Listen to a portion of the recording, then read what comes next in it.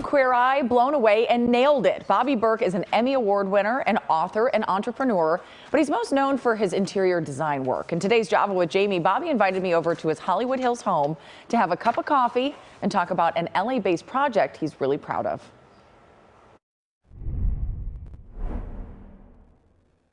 Coffee maker, do we? As Bobby Berk and I walk through his kitchen, I'm taking in all the design touches, including the ones in the pantry. All right, so you made coffee.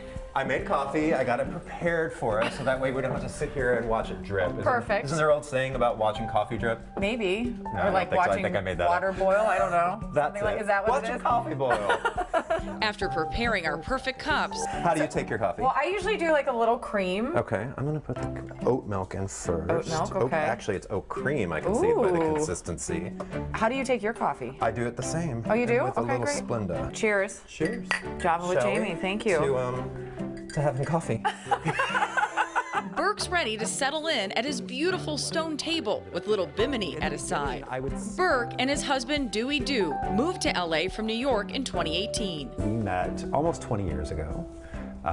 We met online. You did? I think it might even still been dial-up, not literally, but pretty close. But Berk's path to happily ever after in the Hollywood Hills is much more complex. Let's see, born in Texas, grew up in Missouri, then moved to Denver, then moved to New York. While filming the show, I've lived in Atlanta, Kansas City, Philly, Tokyo. That show, Queer Eye.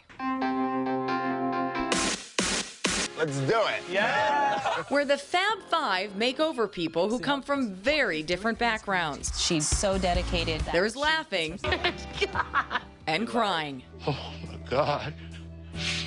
Oh. The transformations remarkable. Oh my God! This is amazing. Is it as fun as it looks? It is, it is. I mean, it's a lot of work behind the scenes. Especially for you. Yes, and not to belittle at all my castmates' categories at all, because the show wouldn't be what it is without each and every one of us. Mine just happens to be more physical, heavy lifting, and I knew that going in. Berk's in charge of making over people's homes or workspaces.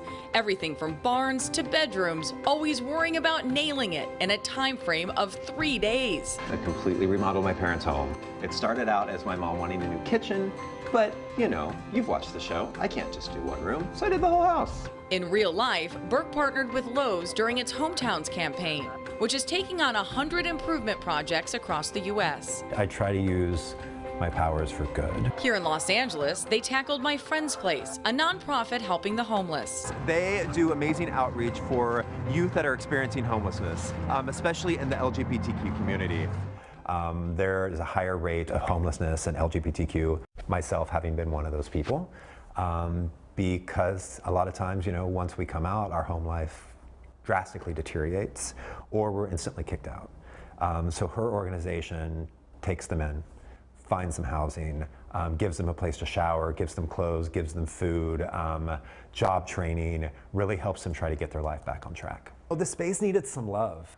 We redid their bathrooms, which their bathrooms are a huge part of their services because, you know, these kids are homeless. They don't have a place to take showers. They don't have a place to manage their hygiene. So remodeling these bathrooms was a huge deal for them.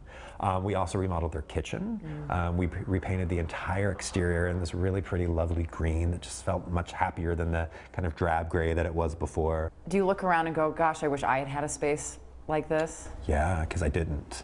At all. There was no organization, especially in my hometown, that offered anything like that.